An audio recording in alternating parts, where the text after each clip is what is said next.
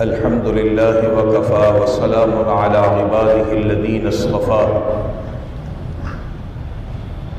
أما بعد فأعوذ بالله من الشيطان الرجيم بسم الله الرحمن الرحيم وأقيموا الصلاة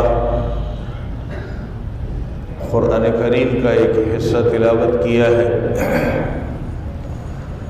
دعا ہے کہ اللہ تبارک و تعالی اس کا صحیح مفہوم بیان کرنے کی اور ہم سب کو اس پر عمل کرنے کی توفیق نصیب فرما دے۔ نماز کے اوپر بات چل رہی ہے۔ حضور اکرم صلی اللہ علیہ وسلم نے فرمایا، نماز ایسے پڑھو جیسے مجھے پڑھتا ہوا دیکھا ہے۔ اس کے مخاطب صحابہ تھے۔ صحابہ نے حضور اکرم صلی اللہ علیہ وسلم کو جیسے نماز پڑھتے دیکھا، امت کے سامنے اس طریقے کو رکھا۔ گزشتہ جمعے جو بات ہوئی تھی کہ آدمی جب نماز کے لیے کھڑا ہو تو اپنے کھڑے ہونے کی ہیئت کو عاجزی والی بنائے، کہ اس کے بدن کے اندر سکون اور عاجزی ہو۔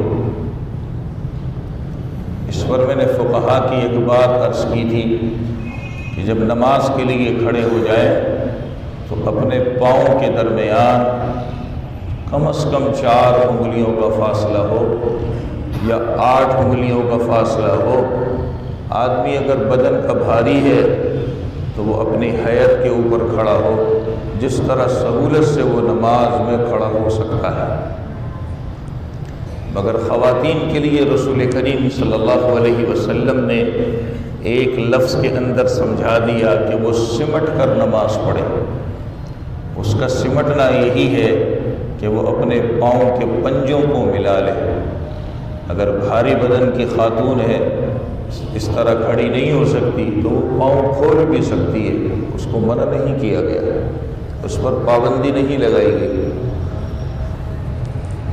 اس طرح انسان کو نماز میں سکون سے کھڑا ہونا مل جاتا ہے، اس کے بدن کے اندر سکون ہوتا ہے۔ پھر نماز کی ابتدا ہے۔ نماز کی ابتدا میں اپنے ہاتھوں کو اس طرح اٹھائیے۔ گزشتہ جمعے میں نے 3 حدیثیں جمع کر کے بیان کیا تھا کہ ہاتھ کا کچھ حصہ کندھوں کے سامنے آ جائے اور کچھ حصہ جیسے کہ انگوٹھے ہیں وہ کان کا جو نرم حصہ ہے جسے ہم لو کہتے ہیں اس کے سامنے آ جائے، اور باقی انگلیوں کا حصہ کانوں کے سامنے آ جائے۔ ان ہاتھوں کو کانوں سے چمٹاتے نہیں ہیں، لگاتے نہیں ہیں۔ سرکار دو عالم صلی اللہ علیہ وسلم نے کبھی بھی ایسا نہیں کیا، بلکہ اس کو سامنے لے کر کے آئے اور ہاتھ اٹھایا ہے، اور اللہ اکبر کہتے ہوئے ہم اپنے ہاتھوں کو باندھیں۔ گزشتہ جمعے ایک بات میں نے خاص طور پر بیان کی تھی، لوگ ہاتھ اٹھاتے ہیں، زبان سے کچھ نہیں کہتے۔ اصل زبان سے تکبیر کا کہنا ہے۔ اگر زبان سے تکبیر نہ کہی، ہاتھ اٹھا کر کے آپ نے باندھ دیے، نماز نہیں ہوگی۔ اس کا الٹا کر لے کہ زبان سے آپ نے تکبیر کہہ دی، ہاتھ نہیں اٹھائے، آپ کی نماز ہو جائے گی۔ یہ بڑی وضاحت سے گزشتہ جمعے اس بات کو بیان کیا گیا تھا۔ اب ہم جماعت سے جب نماز کے لیے کھڑے ہوتے تو حضرت صلی اللہ علیہ وسلم نے مل کر کھڑے ہونے کو بیان فرمایا کہ مل کر کھڑے ہو۔ اس کا مقصد ہے کہ صفوں کے درمیان خلا نہ رہے، اور اس کی وجہ بھی آپ نے بیان کی، وہ یہ ہے کہ جب صفوں کے درمیان 2 انسانوں کے درمیان فاصلہ رہ جاتا ہے، شیطان درمیان میں داخل ہوتا ہے، اور پھر جب شیطان نماز کے دوران داخل ہو جائے تو وہ وسوسے پیدا کرتا ہے، انسان کی توجہ پھر نماز میں نہیں رہتی۔ اس لیے ہمیں مل کے کھڑا ہونا چاہیے، اور حضرت صلی اللہ علیہ وسلم نے اس کو کتنے پیارے انداز میں سمجھایا ایک حدیث میں فرمایا کہ تمہارے پاؤں کے ٹخنے دوسرے آدمی کے پاؤں کے ٹخنے کے برابر ہو. چپکا تو نہیں سکتے, کسی کے ٹخنے اوپر ہوں گے تو کیسے چپکیں گے؟ چپکا نہیں سکتے. البتہ ایک روایت بیان کرنے والے نے اپنے الفاظ میں کہا, نبی کا نہیں, کس کو چمکا دے. لیکن دوسری حدیث میں حضور اکرم صلی اللہ علیہ وسلم نے سمجھانے کے دور میں فرمایا کہ دو بندوں کے گھٹنے یہ برابر ہو. اب اس میں بھی وہی مسئلہ ہے, کسی کا قد پست ہے, نیچا قد ہے, اس کے گھٹنے بھی نیچے ہوں گے. کوئی آدمی لمبے قد کا مالک ہے, اس کے گھٹنے بھی اونچے ہوں گے. گھٹنے چپکا نہیں سکتے, لیکن سمجھانا ہے کہ برابر لے کے آنا ہے, کوئی آگے کوئی پیچھے ایسا نہ ہو. ایک حدیث میں فرمایا کہ تم دو کی گردنیں, کوئی گردن چپکا سکتا ہے؟ نہیں چپک سکتے. ایک حدیث میں فرمایا تمہارے مونڈے کندھے یہ برابر ہونے چاہیے. میں نے ساری حدیثیں بیان کر دی آپ کے ساتھ. ان سب کا مقصد کیا ہے؟ ان سب کا مقصد یہ ہے کہ صفوں میں جب کھڑے ہو تو بالکل برابر کھڑے ہو, کوئی آگے کوئی پیچھے ایسا نہیں ہونا چاہیے. حضرت صلی اللہ علیہ وسلم نے تو اس کو بھی پسند نہیں کیا کہ ایک آدمی صف میں کھڑا ہے, اس کا سینہ آگے نکلا ہوا ہے. باقاعدہ آپ نے اس سے فرمایا اپنا سینہ پیچھے کرو. ان ساری حدیثوں کا مقصد کیا ہے کہ جب صفوں میں کھڑے ہو تو درمیان میں خلا نہیں ہونی چاہیے اور مل مل کر کھڑے ہونے چاہیے. چپکانے کی بات کہیں نہیں ہے, میں نے مختصر لفظوں میں سمجھا دیا. کسی کا خط چھوٹا ہے, کسی کا خط بڑا ہے, یہ چیزیں کیسے چپک سکتی ہیں؟ ان سب کا مقصد ایک ہی سمجھ میں آتا ہے, اور وہ یہ ہے کہ آدمی برابر کھڑا ہو. ہم جب نماز میں کھڑے ہیں تو قیام کی حالت میں ہماری نگاہ سجدے کی جگہ پر ہونی چاہیے. یہی حضور اکرم صلی اللہ علیہ وسلم کا طریقہ ہے. نماز میں ادھر ادھر دیکھنا یہ اللہ کو پسند نہیں ہے. اور ایک جگہ ایک عجیب بات لکھی ہے, یہ جو ادھر ادھر دیکھا جاتا ہے, بلکہ اس سے پہلے ایک بات اور سمجھیے, نماز کے دوران ایسی حرکتیں جس کی مشابہت جانوروں کے ساتھ ہوتی ہے, نبی علیہ السلام نے اس سے منع کر دیا. ایسی حرکتیں جس کی مشابہت جانوروں کے ساتھ, جو کام جانور کرتے ہیں اس طرح کے کام کرنے سے نماز میں منع کر دیا ہے. یہ انشاءاللہ جہاں آتا رہے گا اس کو بیان کریں گے. آج ایک جگہ آئی ہے, نماز میں ادھر ادھر دیکھنا یہ لومڑی کا کام ہے, اس سے منع کر دیا ہے. ادھر ادھر نہ دیکھیے, توجہ کہاں ہونی چاہیے. نبی کا عمل صحابی نے بیان کر دیا کہ سجدے کے مقام پر اللہ کے نبی کھڑے ہونے کی حالت میں دیکھا کرتے تھے. حضرت صلی اللہ علیہ وسلم نے فرمایا جب انسان نماز کے لیے کھڑا ہوتا ہے پروردگار اس کی طرف متوجہ ہو جاتے ہیں. کتنی بڑی بات ہے کہ اللہ کا بندہ اس کے سامنے کھڑا ہے, اللہ اس پر اپنی توجہ ڈال لے. اور حدیث کے آخر میں فرمایا کہ جب تک وہ ادھر ادھر متوجہ نہیں ہوتا اس وقت تک اللہ کی توجہ اس کی طرف ہوتی ہے, اور جب اس کی توجہ ادھر ادھر ہو جاتی ہے اللہ اپنی توجہ اٹھا لیتے ہیں. اب سوچیے پھر ہماری نماز کا آگے فائدہ کیا ہے؟ ایک بوجھ ہے ہم اپنے کندھے سے اتار رہے ہیں, فرض ادا کر رہے ہیں, اس کے بدلے میں اللہ جہنم میں نہیں ڈالے گا, لیکن اس عمل کا جو فائدہ ہے وہ ہمیں ملا. یہ سوچنا سوال میرا یہ ہے. اور فائدہ کیا ہے کہ میں جب تک نماز پڑھوں میرے رب کی رحمت میری طرف رہے, میری توجہ ادھر ادھر نہ جائے. علامہ منذری رحمہ اللہ نے ایک روایت نقل کی ہے, جب میں پڑھتا ہوں بخدا میں ہل جاتا ہوں. بڑی عجیب حدیث ہے. حضرت صلی اللہ علیہ وسلم نے فرمایا جب آدمی نماز پڑھتا, میں اپنے الفاظ میں سمجھا رہا ہوں, ترجمہ نہیں کر رہا, جب بندہ نماز پڑھتا ہے یہ ان صاحب کو بٹھا دے, کہاں چیرتے ہوئے جا رہے ہیں, آپ لوگ بھی جو آپ کے پاس سے گزرتا ہے بٹھا دیا کریں. بیچارے کتنے میں دیکھتا ہوں ادھر سے ادھر والے کو, ادھر سے ادھر والے کو دیکھ رہے ہوتے. بھائی جس کے پاس سے گزرے اسے وہی بٹھا دو. یہ ان لوگوں نے بھی ایک تماشا بنایا, آتے دیر سے وہ چاہتے ہیں کہ مصلی پہ کھڑے ہو جائیں. اللہ کے بندو جو دروازے کے پاس بیٹھتے ہیں وہیں بٹھا دیا کرو.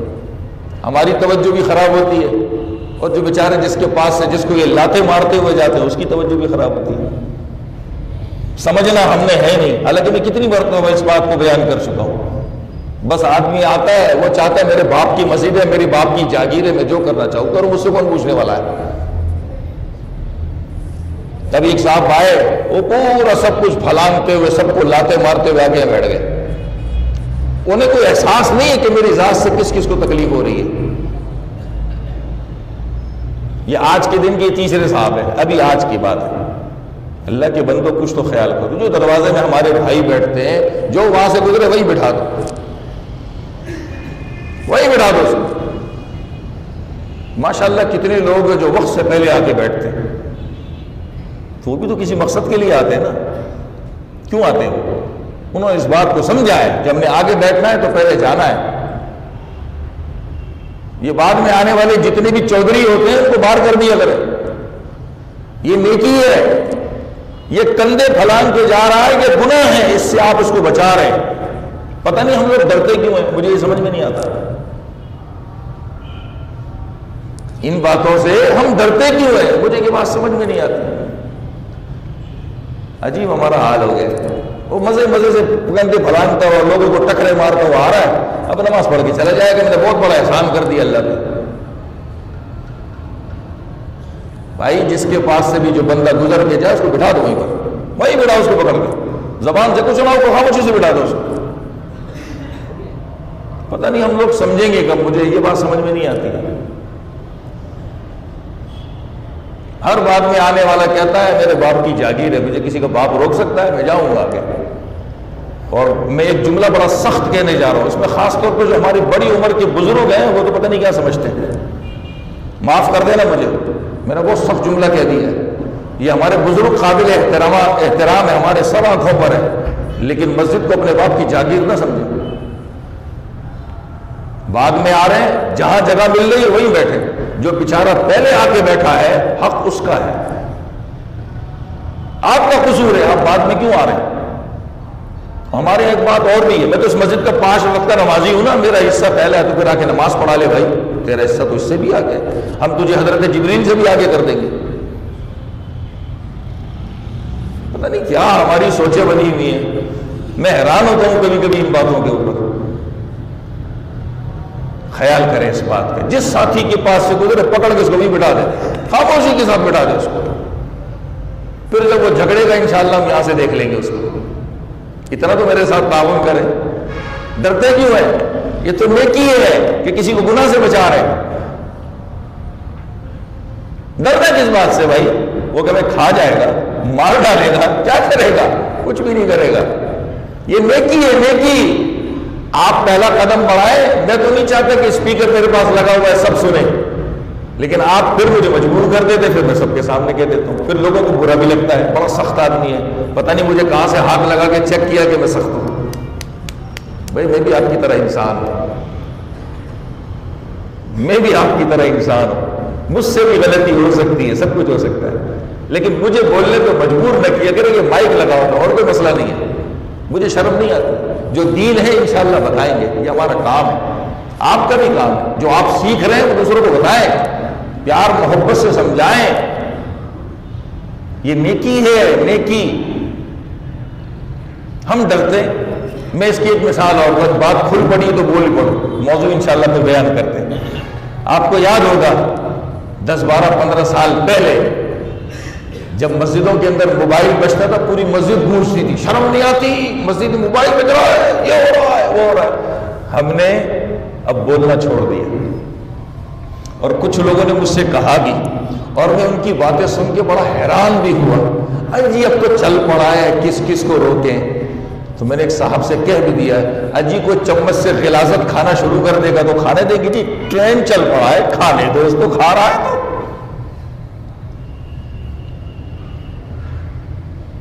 مجھے ایک حدیث یاد آ رہی ہے، میں اپنے الفاظ میں اس کا مطلب بیان کرتا ہوں۔ جب انسانوں کے گناہ بڑھ جاتے ہیں، جب انسانوں کے گناہ بڑھ جاتے ہیں، اللہ تعالیٰ پہلی نعمت کیا چھینتے ہیں اس سے؟ غور سے سنیے گا۔ اس کو قرآن کہتا ہے امر بالمعروف نہی عن المنکر، نیکی کا حکم کرنا، برائی سے روکنا۔ قرآن نے پارہ 4 میں ہے، یہ جتنے مسلمان ہیں یہ سب کا کام ہے، نیکی کا حکم کرنا، برائی سے روکنا۔ اللہ اس نعمت کو چھین لیتا ہے۔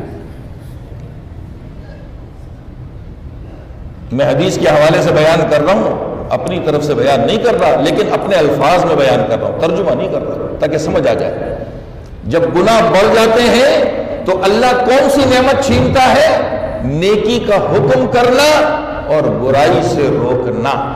آج ہم اپنے بچوں کو نہیں روک سکتے، اپنے گھر والوں کو نہیں روک سکتے، اپنے ماتحت جو ملازم نوکر ہیں ان کو نہیں روک سکتے۔ یہ نعمت ہم سے چھین لی گئی ہے۔ اس کے بعد دوسری نعمت کیا چھینی جاتی ہے؟ جب لوگوں سے امر بالمعروف اور نہی عن المنکر ختم ہوتا ہے تو اللہ پھر ان کی دعائیں قبول کرنا چھوڑ دیتا ہے۔ یہ میں نہیں کہہ رہا، یہ نبی کا فرمان ہے، میں نہیں کہہ رہا، یہ نبی کا فرمان ہے۔ جب لوگ نیکی کا حکم کرنا چھوڑ دیتے ہیں، برائی سے روکنا چھوڑ دیتے ہیں، اللہ ان کی دعائیں قبول کرنا چھوڑ دیتا ہے۔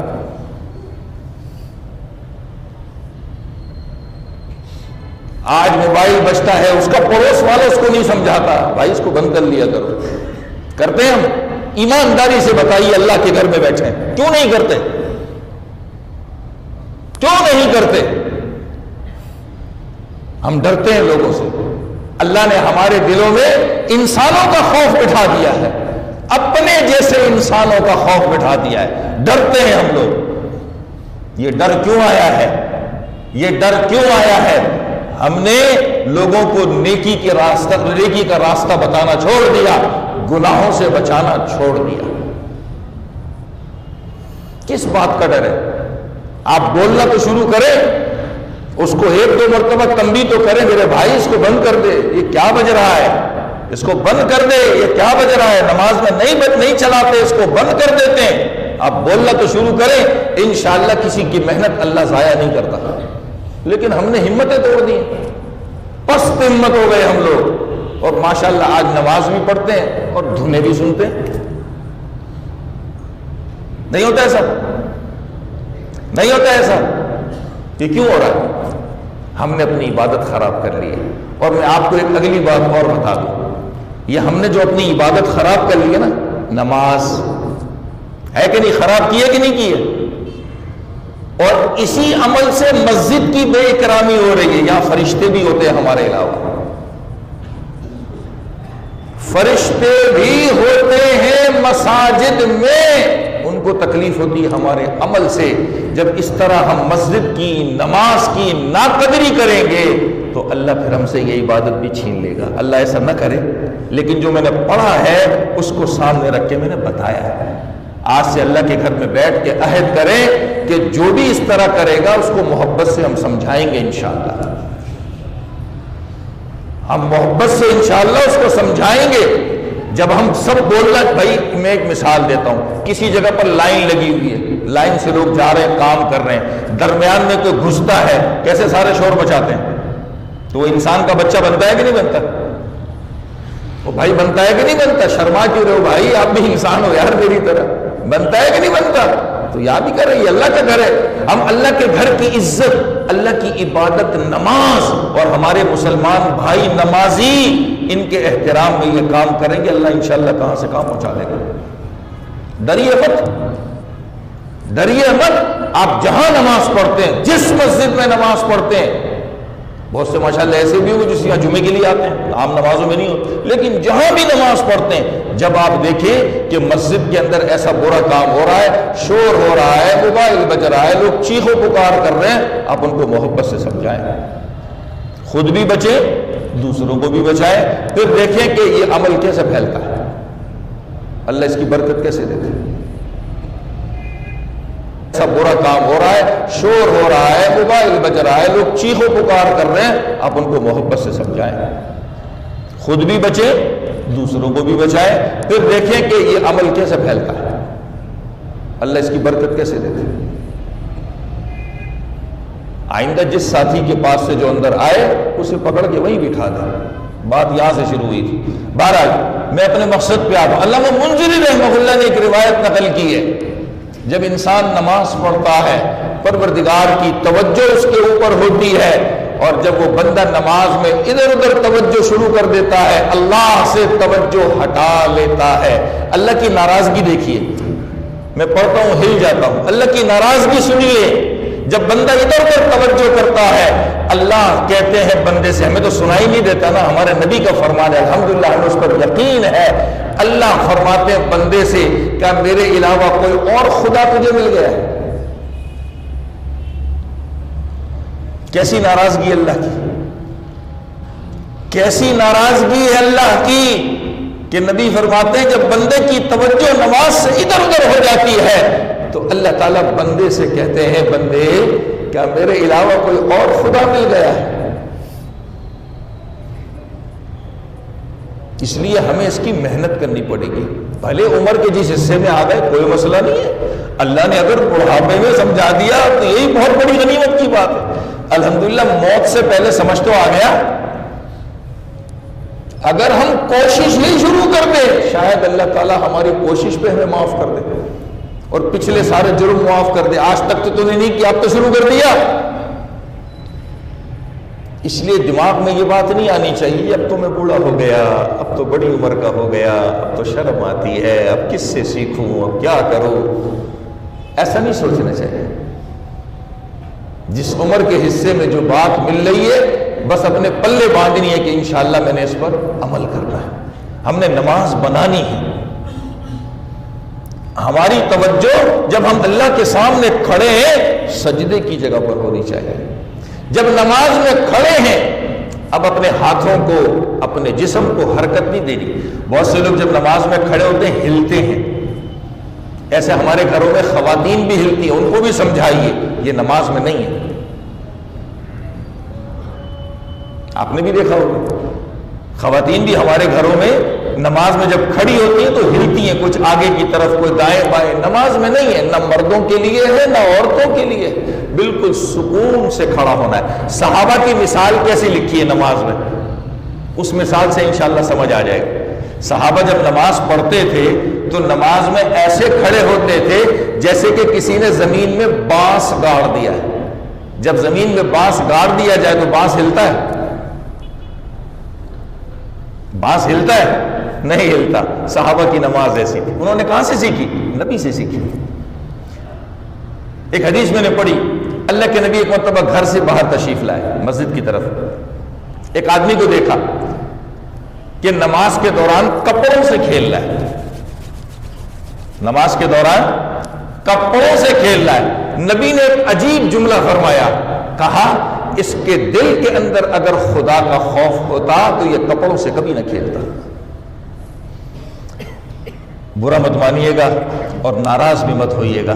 آج تو ماشاءاللہ ہیئر اسٹائل بھی ہم نماز ہی میں بناتے ہیں، انگلیاں پھیر رہے ہوتے ہیں بالوں میں، ٹوپی تو ہم بھولتے جا رہے ہیں اور اس کو عیب بھی نہیں سمجھتے کہ ہم بغیر ٹوپی کے ننگے سر کے اپنے خدا کے سامنے کھڑے۔ نمازوں میں ہم انگلیاں بالوں میں چلا رہے ہوتے، بالوں میں، کوئی گھڑی صحیح کر رہا ہے، کوئی انگوٹھی صحیح کر رہا ہے، کوئی آستین صحیح کر رہا ہے، کوئی کیا صحیح کر رہا ہے۔ یہ ہماری نماز ہے۔ اسی کے درمیان ایک مسئلہ مجھے یاد آ گیا، وہ بھی سن لیں۔ بس اوقات ہم نماز کے لیے وضو کر کے جلدی سے صفوں میں آ جاتے ہیں تو ہماری آستین اوپر رہ جاتی ہے، وضو کے لیے جو اوپر چڑھائی تھی وہ اوپر ہی رہ جاتی ہے، اور اسی طرح ہم نماز پڑھتے ہیں۔ نماز تو ہو جاتی ہے لیکن ثواب کم ہو جاتا ہے۔ فائدہ کیا؟ کسی دکاندار کو دیکھا کبھی کہ وہ کوئی سامان بیچے تو نقصان میں بیچے؟ تو ہم اپنی نماز کا ثواب کیوں کم کریں؟ دوران نماز خیال آ گیا آپ اس کو نیچے کر دیں، دوران نماز یاد آ گیا اسے ایک ہاتھ سے نیچے کر دیں، لیکن اس کو اوپر نہ چھوڑا کر، اس کو اچھا نہیں سمجھا گیا۔ بہرحال اب جب نماز میں کھڑے ہیں تو توجہ اللہ کی طرف، چاہے اکیلے نماز پڑھے چاہے جماعت سے نماز پڑھے۔ اب ہم یہاں تک پہنچ گئے، سیدھا کھڑا ہونا ہے، اپنی نگاہ کو سجدے کی جگہ پہ رکھنا ہے اور اللہ اکبر کہتے ہوئے ہاتھوں کو باندھنا ہے۔ اب ہم آتے ہیں ہاتھوں کے باندھنے کی طرف۔ ایک حدیث میں اللہ کے نبی نے فرمایا کہ ہاتھ باندھتے ہوئے اپنی ہتھیلی دوسری ہتھیلی کے پشت پہ رکھو۔ دوسری حدیث میں فرمایا یہ ہتھیلی کے بعد جو گٹا ہوتا ہے نا، ہڈی جوڑ والی گٹا کا، اس پر رکھو۔ تیسری حدیث میں فرمایا اس گٹے کے بعد جو کلائی شروع ہوتی ہے اس پر رکھو۔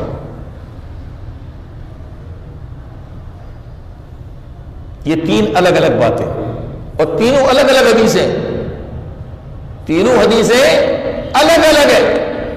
میں نے ایک روایت پڑھی ابو داؤد شریف کے اندر موجود ہے، اس میں ان تینوں چیزوں کو جمع کر دیا۔ کیسے؟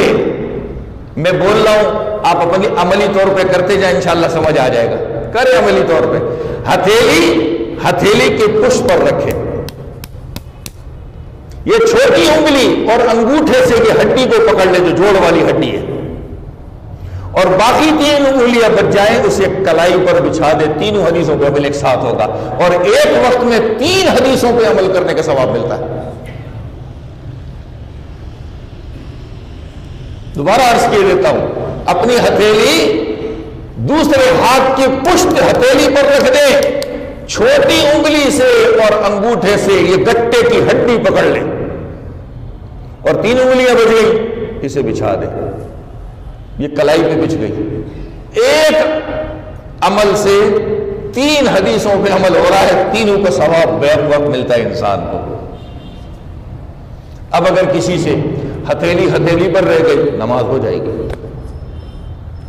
اسی طرح کچھ لوگ بیچارے ایسے ہوتے ہیں وہ انگلیاں دوسری ہتھیلی کے نیچے لے آتے ہیں، یوں پکڑ لیتے، نماز ہو جائے گی، اس سے کوئی مسئلہ نہیں، ہو جائے گی نماز۔ کچھ بالکل ہی ہتھیلی پہ رکھ دیتے اور کچھ انگلیاں نیچے کی طرف موڑ دیتے، کوئی مسئلہ نہیں۔ لیکن یہ سوچئے جو طریقہ میں نے بتایا اس طریقے پہ تین حدیثوں پہ عمل ہو رہا ہے وہ زیادہ اچھا ہے۔ کچھ لوگ کیا کرتے ہیں، کوہنی کے پاس اپنی انگلیاں لے جاتے ہیں، یہ کہیں نہیں آتا۔ کچھ لوگ اپنی انگلیاں کوہنیوں کے پاس لے جاتے ہیں، یہ کہیں نہیں ہے، یہ اپنی طرف سے بنایا ہوا ہے۔ خاتون کیا کرے گی؟ میں نے خاتون کے متعلق حدیث کا ایک جملہ سنایا ہوا ہے، سمٹ کر نماز پڑھے، اور اس سمٹنے کو کتابوں میں لکھا ہے بس وہ اپنے ہتھیلی پر رکھ دے۔ لیکن اگر اس نے مردوں کی طرح ہاتھ باندھ لیے نماز ہو جائے گی، لیکن اس کے لیے طریقہ وہی ہے جو میں نے پہلے بیان کیا کہ وہ کیا کرے، اپنی ہتھیلی پر رکھ دے، اپنی ہتھیلی کے اوپر رکھ دے، یہی کتابوں میں لکھا ہے، اس کے لیے سب سے اچھا طریقہ یہ ہے۔ لیکن اگر اس نے مردوں کی طرح ہاتھ باندھ لیے کوئی مسئلہ نہیں، نماز اس کی ہو جائے گی، فتوے نہ لگائے، بڑی وسعت ہے اس میں۔ اب رہ گیا ان ہاتھوں کو کہاں رکھنا ہے، انشاءاللہ تفصیل آئندہ جو عرض کی جائے گی۔ اللہ عمل کی توفیق عطا فرماتے ہیں۔